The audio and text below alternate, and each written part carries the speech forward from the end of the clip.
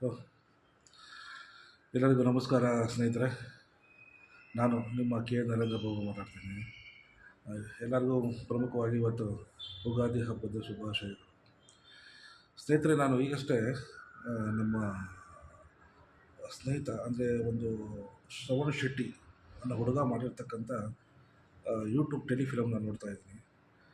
Demand in you ಅಂತ title. ಅದು ತುಂಬ ಕ್ಯೂರಿಯಾಸಿಟಿ ಬಿಲ್ಡಪ್ ಮಾಡ್ತಾಯಿದೆ.